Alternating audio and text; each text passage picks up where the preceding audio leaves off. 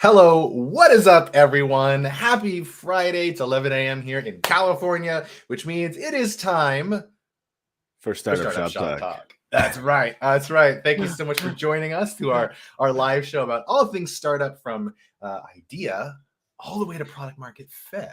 And along the journey from idea to product market fit are many, many, many instances of a pivot. And that is today's topic, pivots. So we're gonna talk about that. We're gonna talk about it in a kind of a different way today, because if I just tease this out a little bit, we are ourselves making a pivot on this very show. Dun, dun, So dun. we're going to use this show as an example for how to think about pivots. How cool is that? All right. But before we do that, Dan, good morning. Good morning, Josh. How are you? I'm exceedingly well. Thank you. Thank you, sir. Yeah, me too.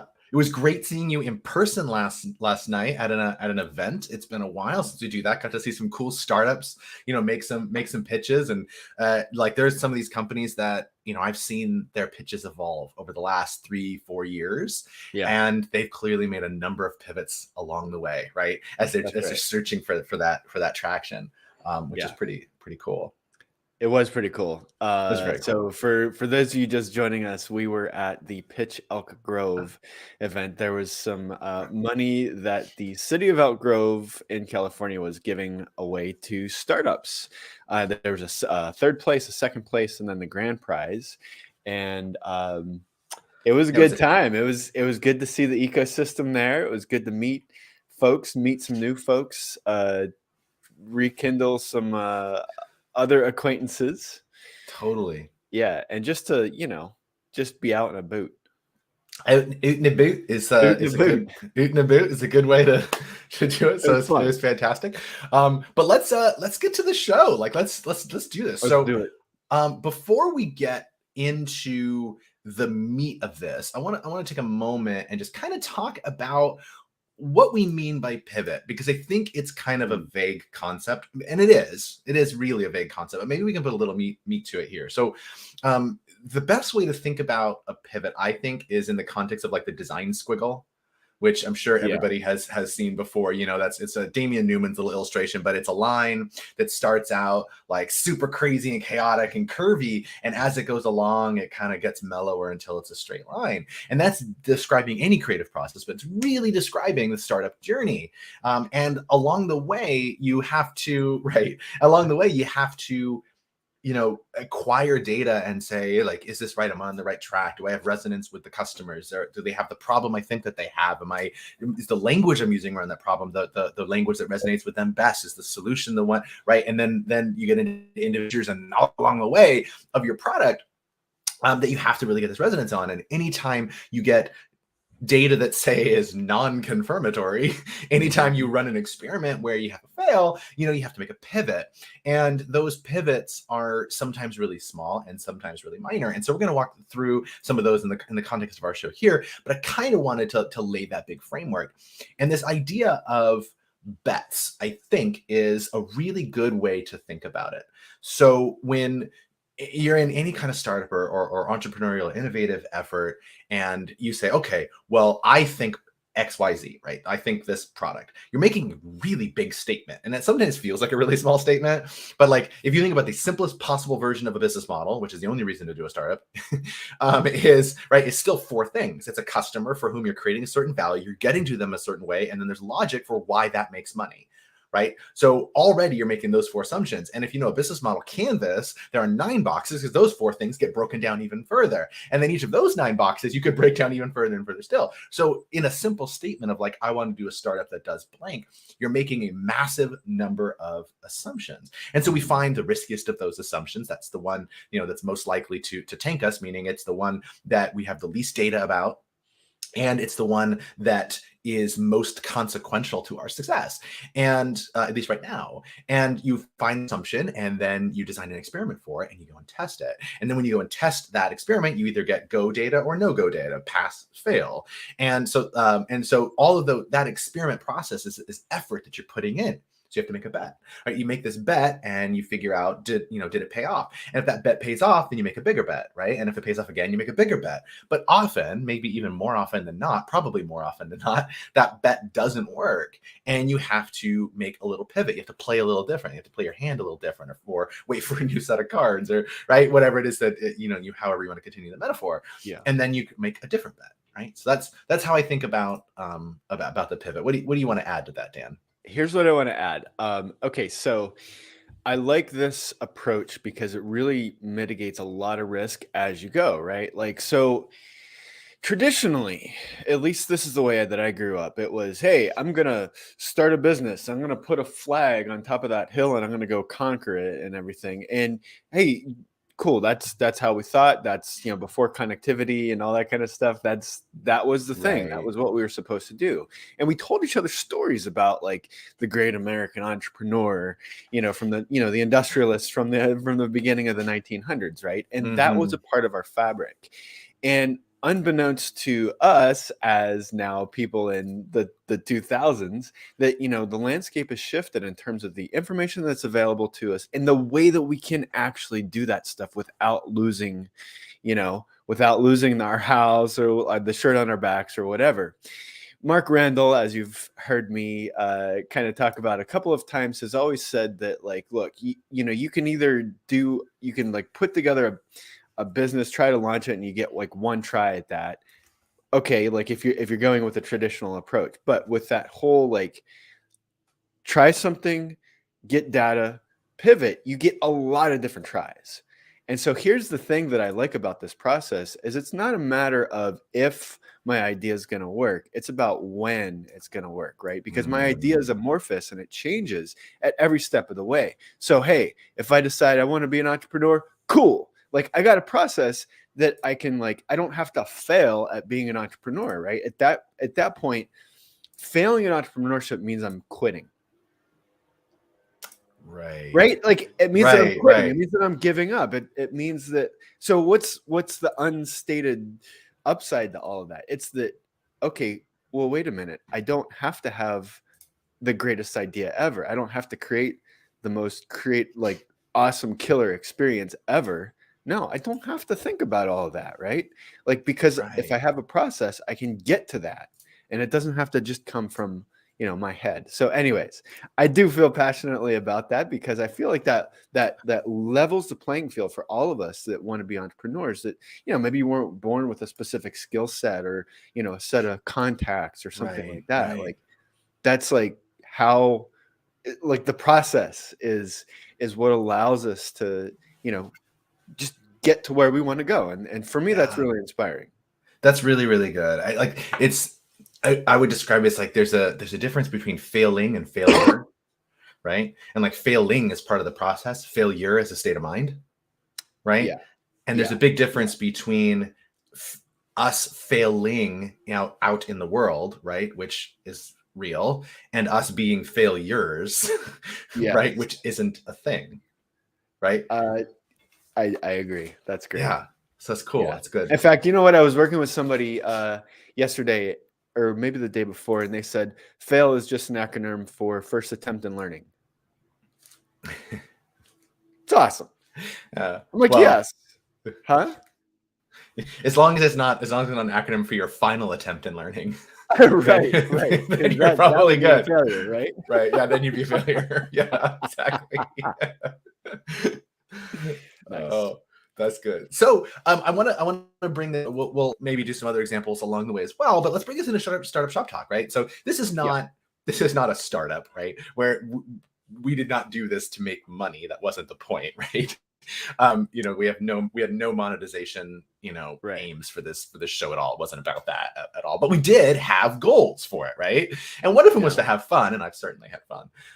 But that wasn't our only goal. So maybe we run through a few of those, right? So our initial intent, like we had this cockamamie scheme, this wild idea that we could hop on every week for an hour and do a live show with very little preparation. Because there's a whole set of material that we talk about all the time, And because it's experts and we talk about this stuff for a living. So we have this whole backlog of stuff that we're just really experienced in talking about, and it's stuff that people really want to know about. And we get invited to give these talks at events and at accelerators and just various whatever. And so we're like, let's bring it to YouTube. Let's do it as a live show. And so that was like the seed of our cockamamie scheme. And so we started like layering onto that, right? And so we're like, okay, what are the things we can get out of it? Well, we can get practice at doing live streams, which is not something that that you or I either had any familiarity with, right? We've seen live streams, but it's not like we'd ever done one. And so, we're like, okay, let's get some experience doing live streams. So it's like, okay, so there's that. And, we thought it would be a really, really easy lift. And so we came up with this format. And the idea originally of our show was to have 15 minutes of content, which is fairly easy for us to create. So we'd have like 15 minutes of content on topics we're really familiar with that you guys all really want to know about. And we'd talk for 15 minutes. It'd be freaking dope. And then the last 45 minutes would be Q&A. And so we could just you guys could engage with us on that topic and let you drive the conversation for where we wanted to go with it. I thought, okay, that would be really cool, right? And so that was kind of our thing. And then we layered on top of that, okay, well, if we have 15 minutes of content and, another, 45 minutes of Q&A, that's probably like the live stream video that we'd get out of that, which is like kind of for free. And then we could kind of chop that up because you have these perfect little questions and you guys ask great questions. So we'd get these like great questions that we could have Q&A in, and we could kind of post those as their own videos or maybe shorts or whatever, so that one video could become 5. Right. So it was like that kind of hypothesis that we had early on. And so that was the big 30,000 foot view of that. And so as we started going into this, we started to find that there were some things didn't quite work there. So Dan, why don't you fill everyone in on some of the bets that we made along the way and tell us about how they worked or didn't. Okay. Yeah. So I'm going to talk about 3 bets that we made and then our findings for each of those. So first bet was that we could get interest. The second bet was that we could just chat about stuff. And the third bet was that we could get a consistent live audience. Okay. So this is what we found. Excuse me. Okay. So the first bet was that we could get interest. And that bet paid off. We basically we're a part of the Sacramento startup community, and we told everyone that we were going to do this, and we found some wonderful support with Startup Sac, some of the folks at 1 Million Cups. People didn't even know what the show was going to be about, but they still showed up and supported and helped to promote the live stream. So awesome. That was, and we're grateful for that. So bet number 1, cool. Ding, ding, ding. That worked. Bet number 2 was that we could just chat about stuff. Now, while this is pretty much a confirmed bet, in other words, yes, we can chat about stuff, the question is, well, okay, is it quantity over quality, right? So we found out, in the beginning, we knew, we were like, hey, yeah, we could talk for an hour about whatever. But then the next question on the heels of that was, well, is it going to be interesting and engaging for people, right? Because okay, so sometimes when you're listening to people chat about their own things, it's almost like, hey, look, you're doing your laundry, and that's just not exciting. You know what I mean? Right. When you're listening to people talk about their checklists or what they're going to do, I'm like, yeah, I don't want to I don't want to hear about that. So what we found out early on was that, yeah, Josh and I had this great dynamic, and we keep each other entertained. All you need really is these 2 folks in a room with some caffeine, and holy shit, we go places, and it's awesome and amazing. That sounded like you guys have to know Dan as well as I do to understand that his show is nowhere near as large as he just made it sound. What do you mean? Okay, this idea we could just show up and it would be awesome for everyone. How right. So that's the thing, right? So for us, we're getting entertained by each other, right? But not necessarily for everybody else. And so what we found in our second bet that we could talk for a while, and that was cool, but would it be engaging for everybody else? And we found out that, well, Yes, but no. Like, we needed to get a little more structure around our content, right? Because we found that we have certain operating pictures in our minds, and we share that, right? And it kind of comes together in sort of a Venn kind of way. But it's not necessarily as linear as would be useful for people that are maybe a little less familiar with the topics that we discuss. So that basically meant that we had to brainstorm, remember what was given information and not given information, like a priori and priori information, right? And kind of break that into a consumable structure. So the upshot of all of that is that as we continued to progress through topics, we found ourselves in need of more and more structure. And that's totally okay. That's Yeah. great. But that started to But that kind wasn't the of bet we made. it wasn't the bet we made. It didn't it started pushing against that initial thing that we said, okay, we could do this with an easy lift. Right. Okay, so that was bet number 2. Now, bet number 3 is that we can get a consistent live audience. Now, first of all, I want to say thank you for the folks that have been with us from the beginning till now on the replays, in live, chatting with us. What I can say is that the original vision was that we would have audience members come on, chat with each other, which we did. That also, though, that we could get like consistent like conversation that was ongoing. And sometimes that's difficult for folks that can't see each other, or the content matter. And some, like, a lot of times what we'll do, like, this is what we found out about ourselves, Dan and Josh, or at least for me, I can speak for myself, is that I tend to slip into teaching mode. Um, and it's not a bad thing. Like, folks like it and it's cool, but it's You're not a necessarily fantastic conversational. teacher. Well, thank you.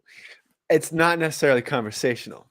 So the third bet was basically kind of like, okay, well, we could get this like ongoing conversation, and it just didn't happen. And I think that was due to just the subject matter, the number of folks that had joined us uh, like in a live setting, right? And then of course this tendency to slip into monologue versus dialogue.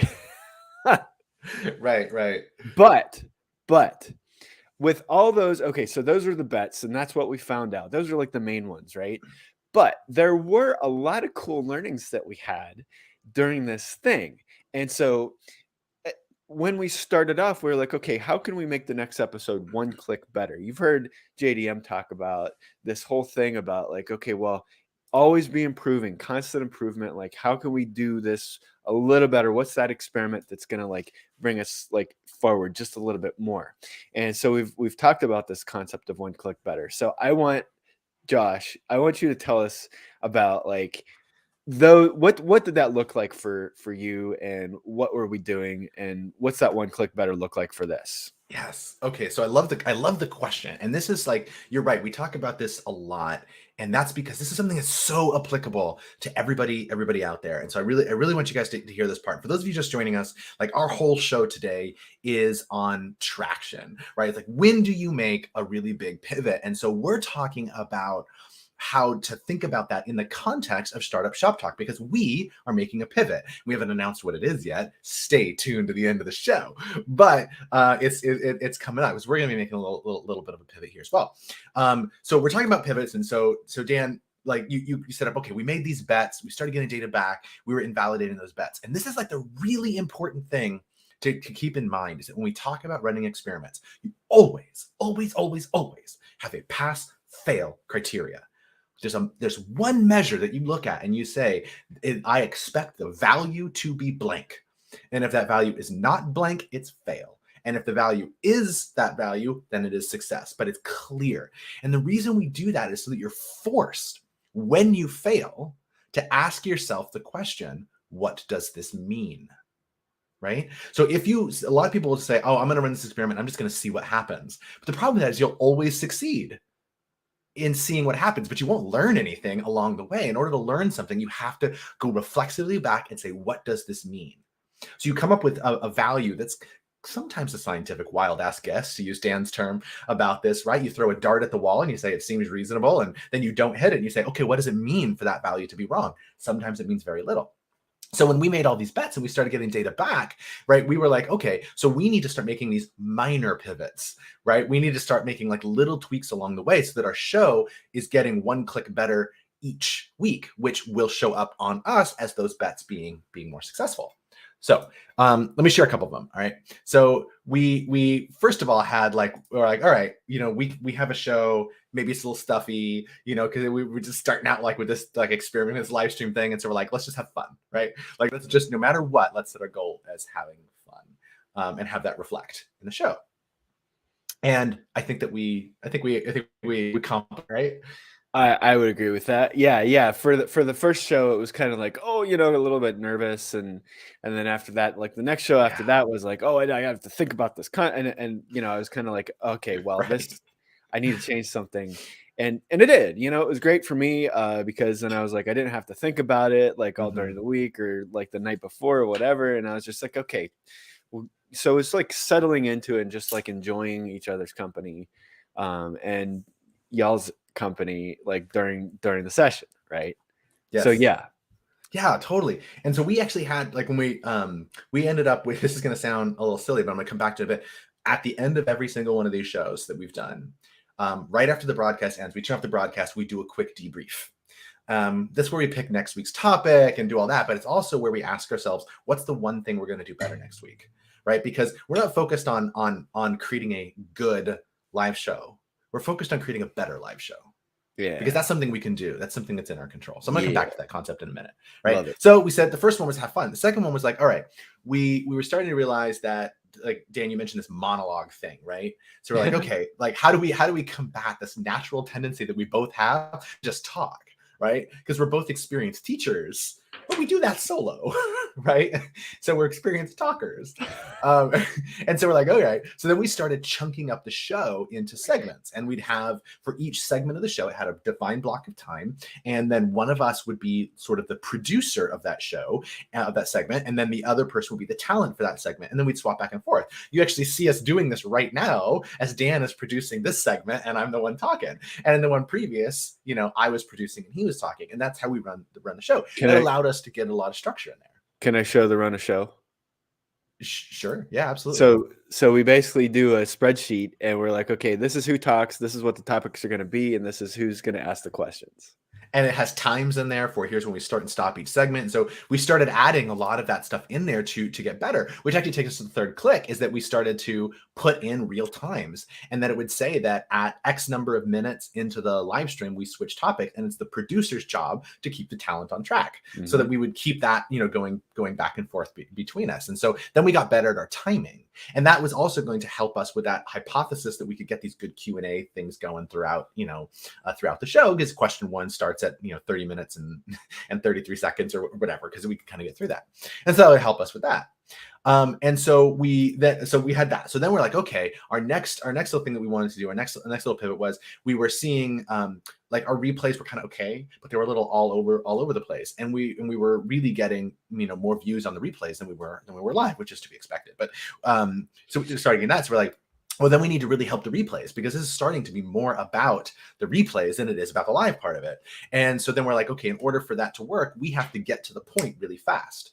So then instead of doing some introduction on the topic or whatever else, we were like, let's get to the topic right away. Right away, we're getting to the topic. And so that, we kind of kick off the show, and within the first seconds, literally, we're talking about the content. And that helped with our replays. So that's cool. And another click we made is we started to say, all right, well, this is really about replays still. So the YouTube algorithm is going to play a big role here. So then we're like, okay, that's the thumbnail, that's the title, that's the description. And so then we started so we went through this whole process of how do we get better titles without being clickbaity, right?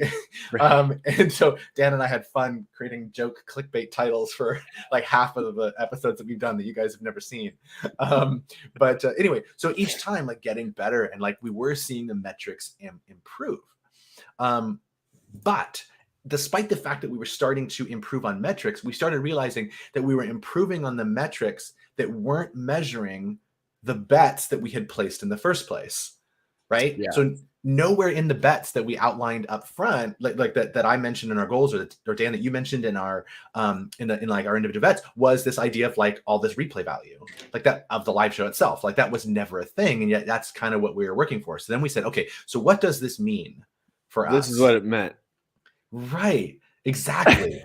Exactly. And so so with that, why don't we switch and talk about, okay, so we made all these little small pivots along the way, but then we realized, okay, so pause, right? And like, what does this mean? So then we dove into some data and started looking for some stuff here. And so Dan, tell us about the content, tell us about the journey, tell us about like that blue line there. Okay. Yeah. So basically, what I want to do is show a little graphic of just to put our content into this arc, right? So let me share Of our that. 15 shows, because this is our 15th show. Yeah, right. Okay, so if you start over there on the left-hand side, these aren't color-coded for any particular reason. It was just to show like sort of like the progression of what all our shows are about. So the very first one was a topic that we felt like people would be um, uh, thinking about, at least in like December, January timeframe, which was, hey, I think I'm going to do a business and let me learn what I can about it. So we said, okay, well, let's talk about traction.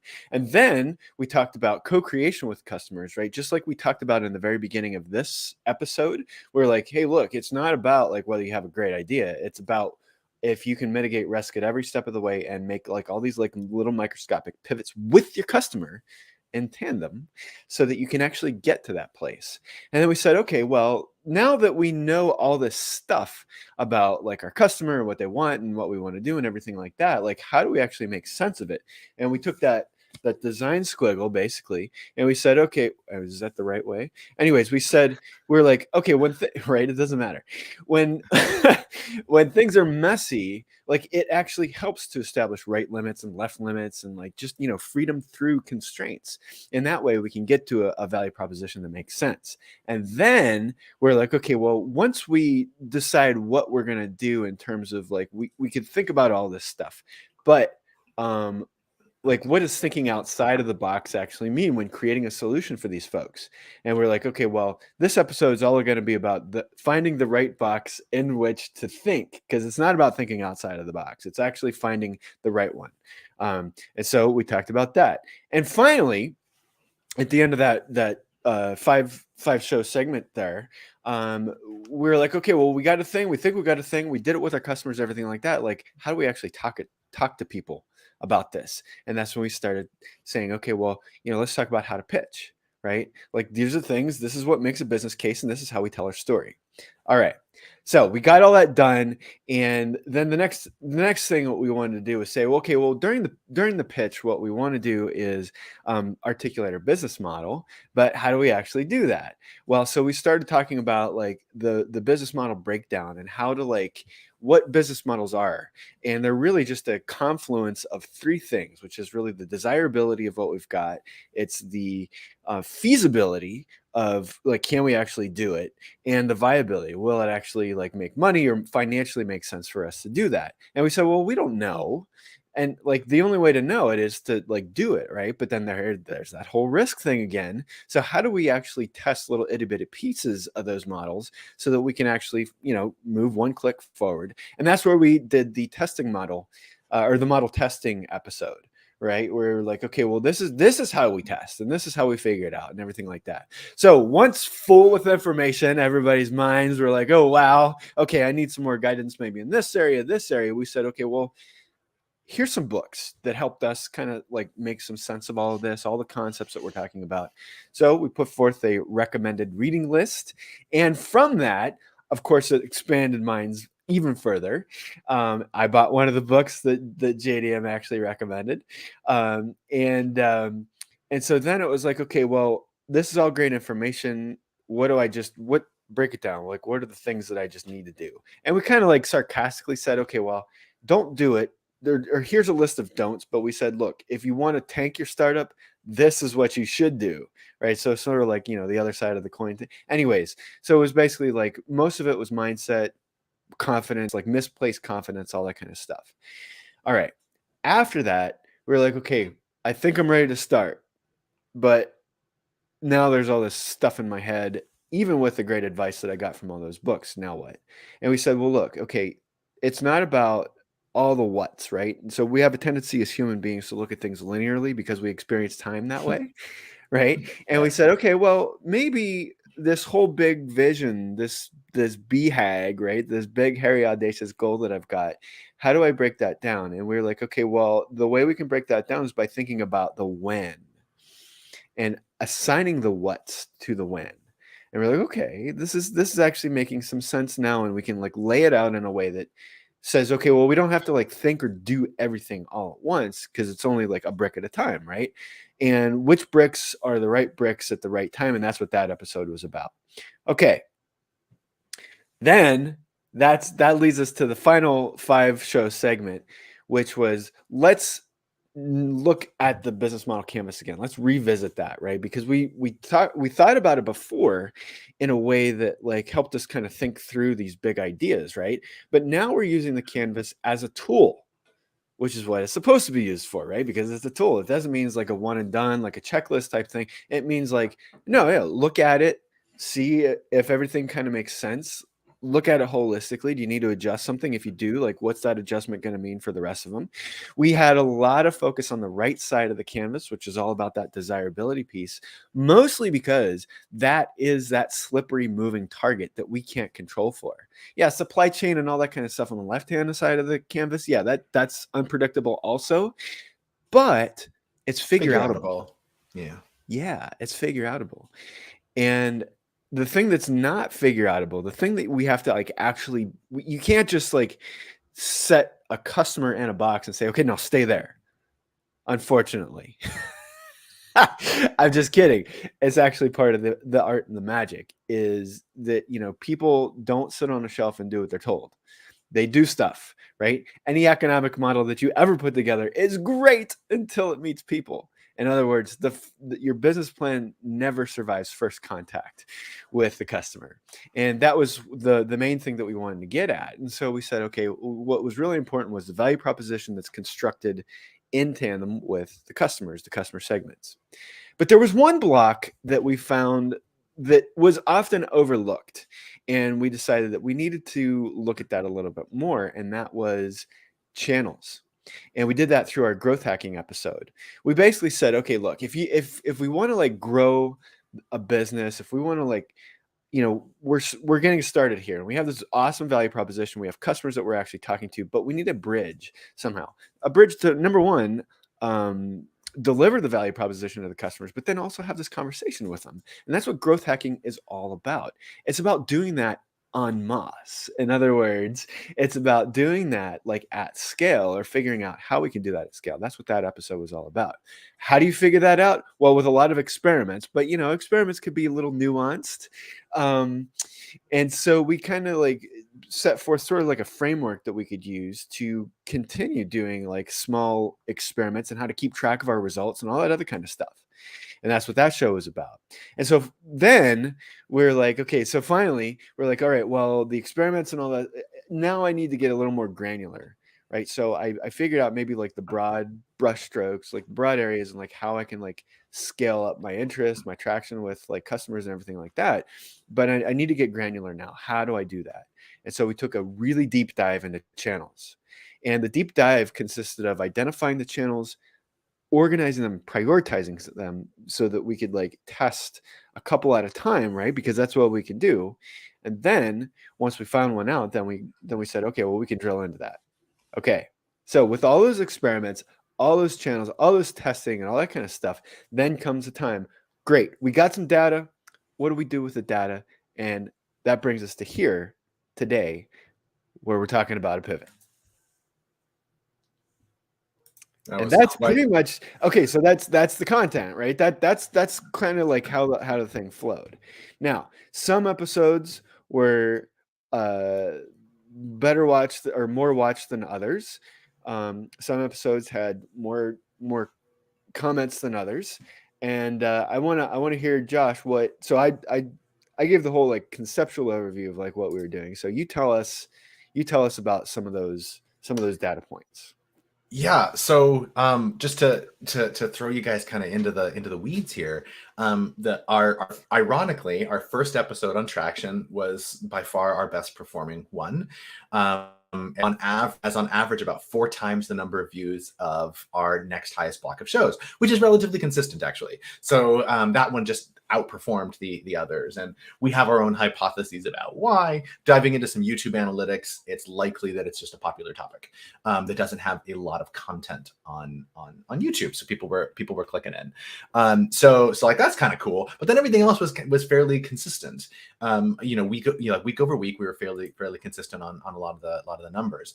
But what we also noticed were 2 other things. So one was that, and I mentioned this before, that we were getting and still are getting way more views on replays than we are on live. So, and that's great. That's fantastic. Like we were hoping for that initially, but it wasn't the why, right? Because there are other videos on the channel like that aren't live, and so like doing a live show was supposed to be low effort content that got some engagement in real time. And so it's like, okay, so that wasn't quite what we were expecting. The other thing was that we're doing shows that are an hour long, and that's fantastic for like engaging with people and doing the Q&A thing and like diving into detail about the topic. But when you go for a replay, an hour is really long for YouTube.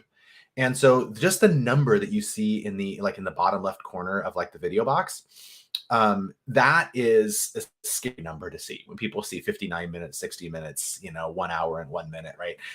It's just a scary number to see, which scares people away. I mean, you know what? Just for me, like when I look for a tutorial, I'm like, I look at the 15-minute ones and I look at the 3-minute ones, and I'm like, yo, I'm gonna Right. go over the 3-minute one because I just need to know a thing.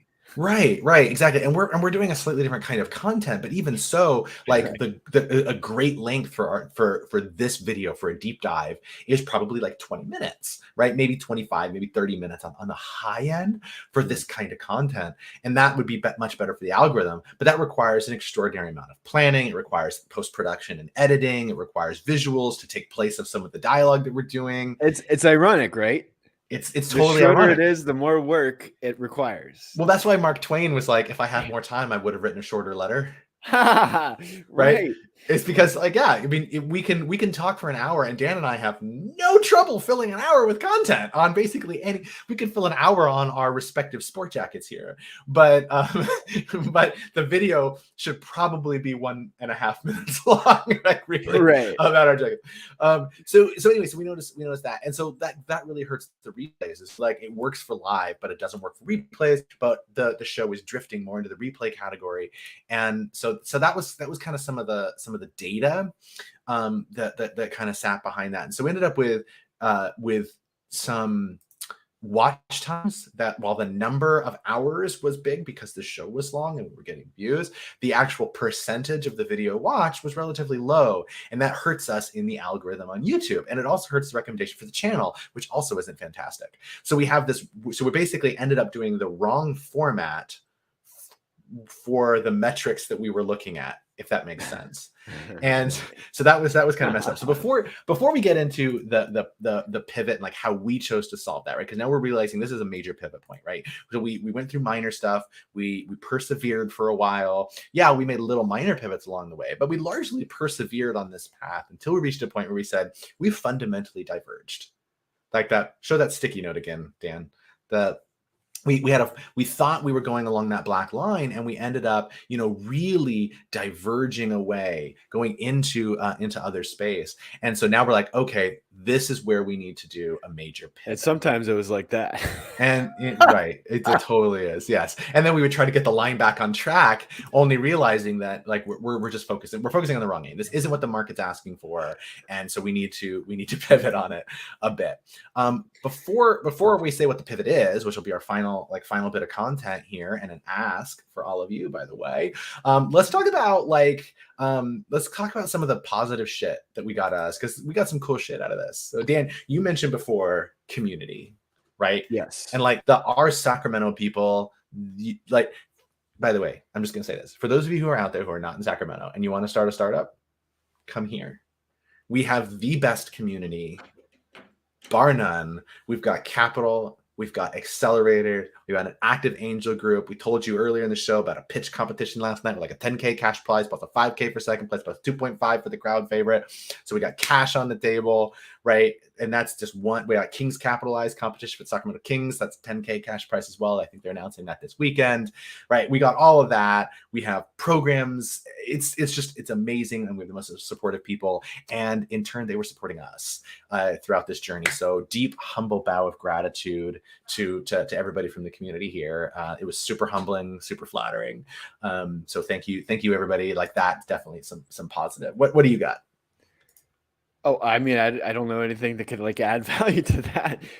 You're right. Like okay, so in 2012, the startup scene in Sacramento was basically on meetup.com.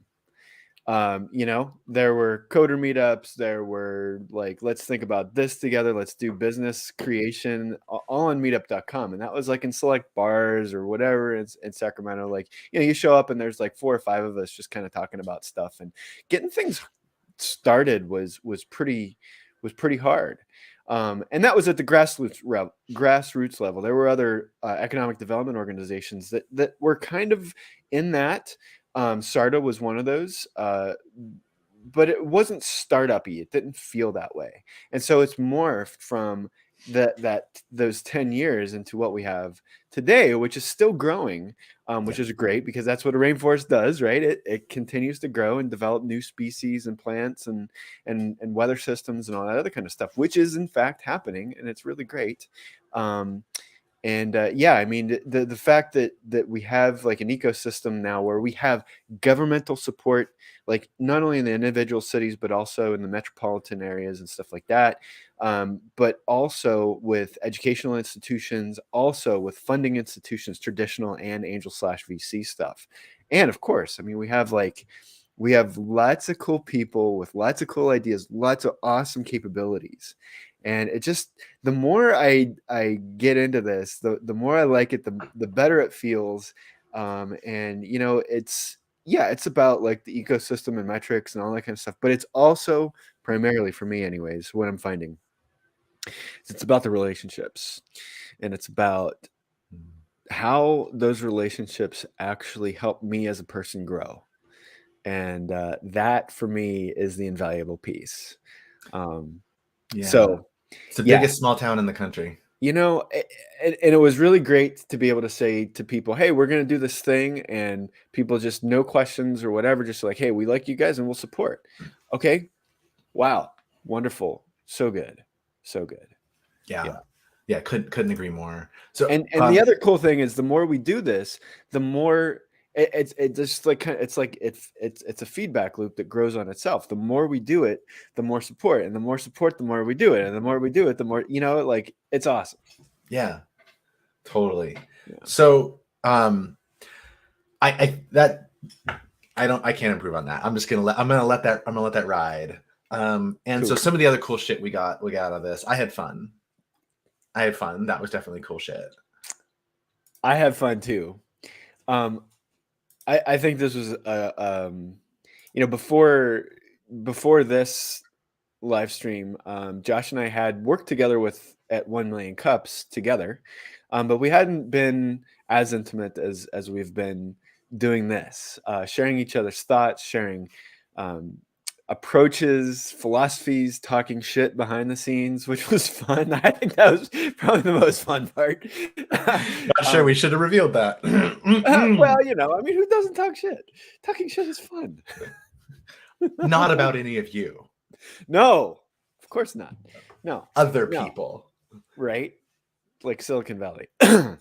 Anyways.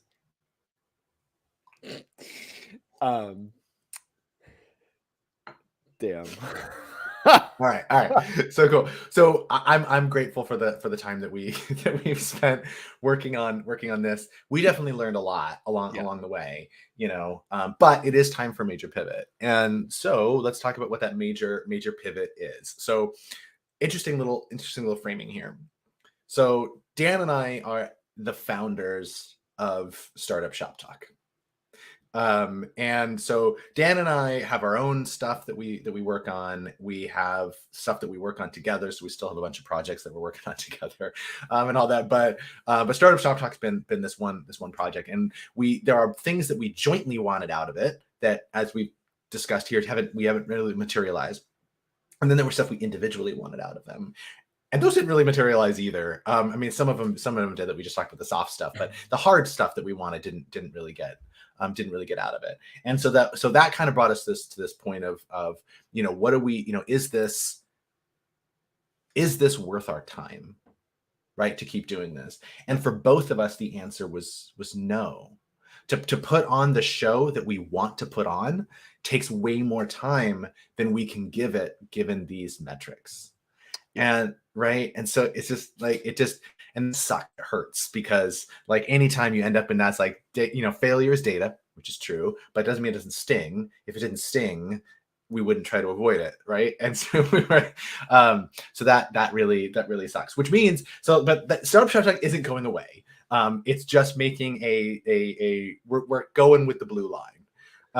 Which means that we have to make a number of changes to the show. So we're going to keep it live because we like the goal of trying to get to this Q&A format, this live thing. That's still the current hypothesis, the original seed of the idea. So it's going to stay live. But in order to do that, we have to tweak a bunch of other knobs. We have to get the show much, much shorter. We need to get the show under probably 20 minutes in order to do that. And with planning formal content, that takes a lot of time, especially since you can't do editing.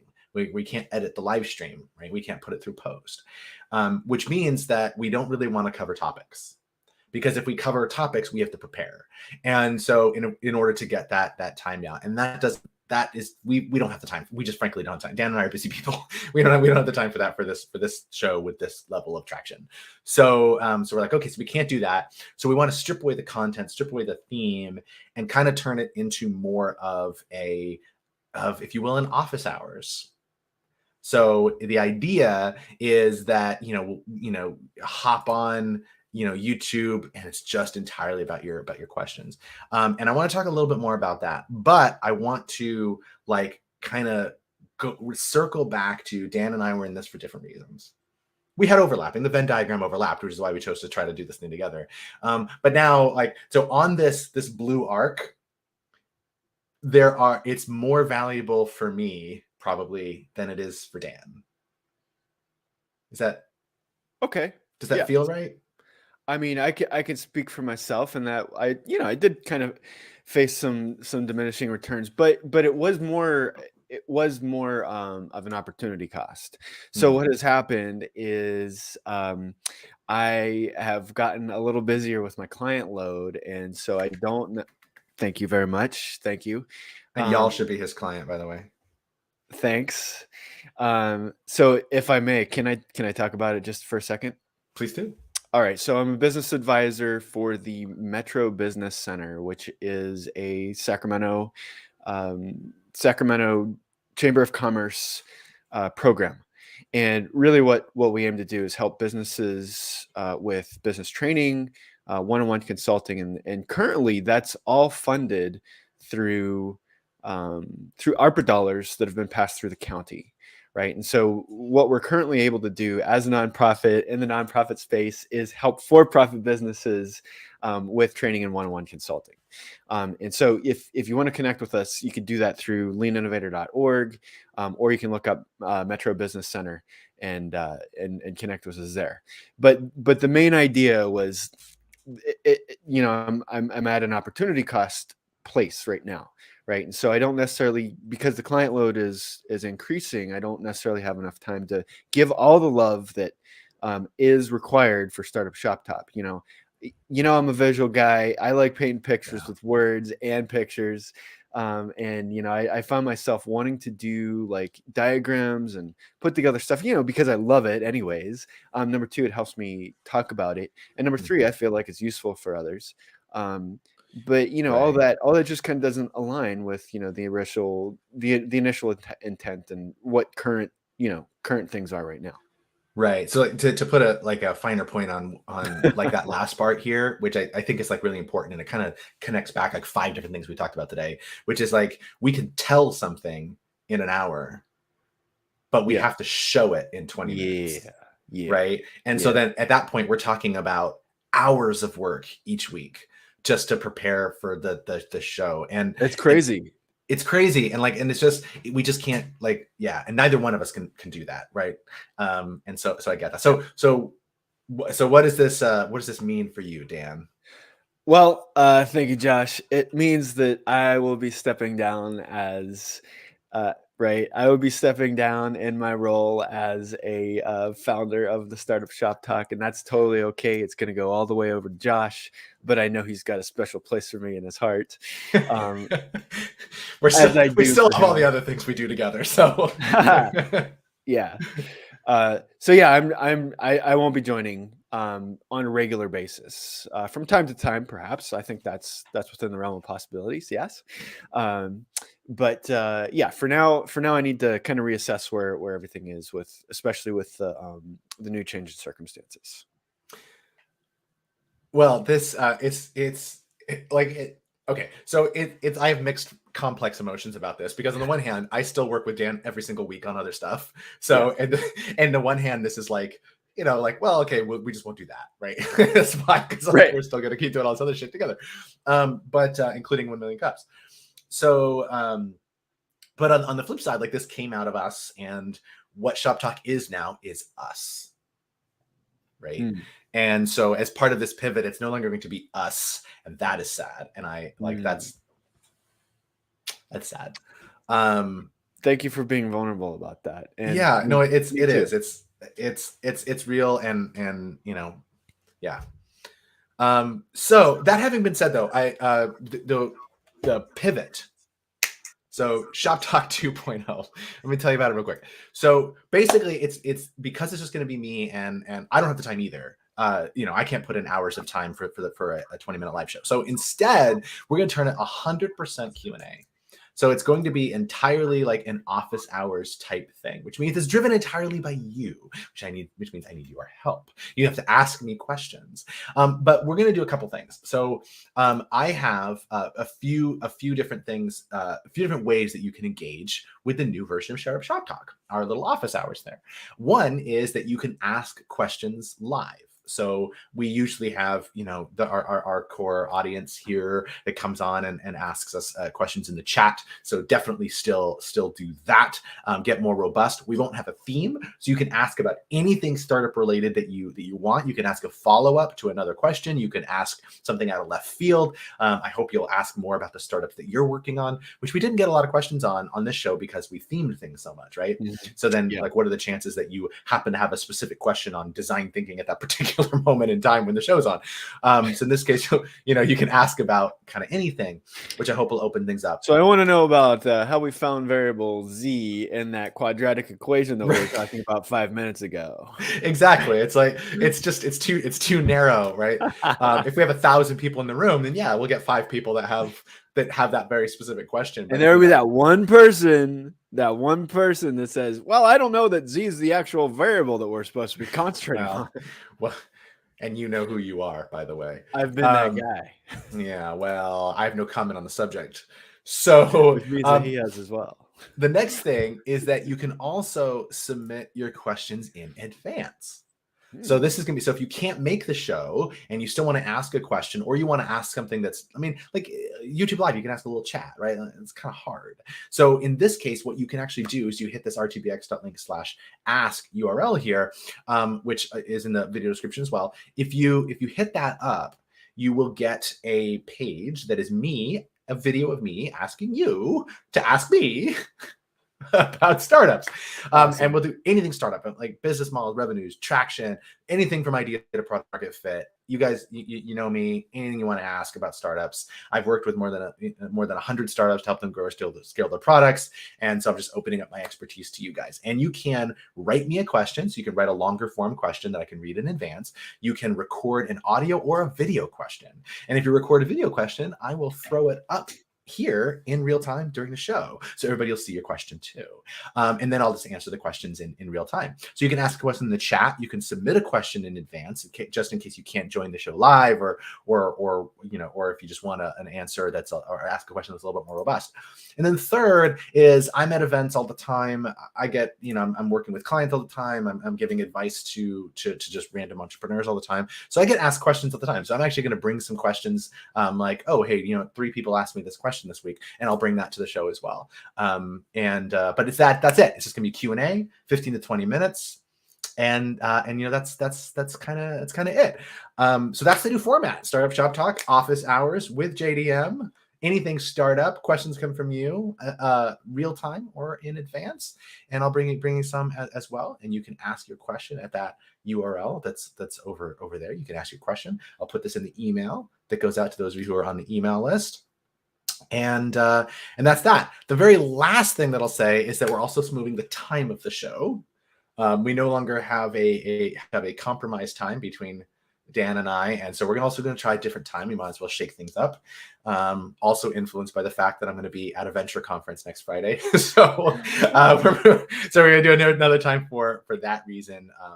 That reason too. So Thursday. The April 7th, it's going to be 10 a.m. Pacific. So Thursday at 10 a.m. is our new office hours time. It'll just be me, but you guys are going to help me. We're going to convince Dan to come on the show every once in a while, particularly when we submit questions in advance that are particularly Dan, and I'll rope him in, and he'll come and join the show and answer the question, or record an answer asynchronously that I'll just play in the show. Not going to lie, I'm kind of FOMOing here. Yeah, so it's gonna be, so ask questions that are really Dan centric, and we'll get answers from him too. So that's it. So this episode, we've done 15 of these shows, Dan. I can't thank you enough for your wisdom and your energy, your knowledge, your insight, your passion for the community, for entrepreneurship, for help being better, for getting better, for all of those things. So you've impacted me in deep ways, and this definitely strengthened our friendship. I agree. So that alone was worth the 15 shows for me. And if you guys don't know Dan, you should get with Dan and know him better. Thanks, Josh. And I can say the same. I loved the way that we kind of came together, that we grew together, all the cool conversations that we had, and that we will have in the future because of this foundational work that we've done on our relationship. Yes. So good. It was so enriching for me. And I do have a great respect for you as well as a person in the space, in the design space, and the startup space. You do things that I can't. Likewise. Well, thank you. I like the way that you talk about things in an orderly fashion. We talked about this in a previous conversation that, I paint with words and you assign order to the words. And so I really like how that works. And I respect how you do that. Yeah. We do. And that's great. A little bit of yang, a little bit of yin. And, sometimes we switch places there. I'm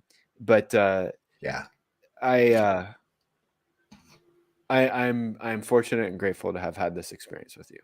As am I. So looking forward to other future collaborations as well. Oh, yeah, for sure. So with that, we will end episode 15 of Startup Shop Talk. We'll end Shop Talk V1.0, and I will see all of you, except for Dan, at Shop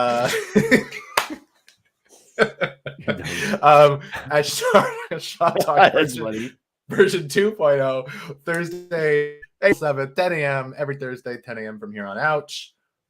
Peace.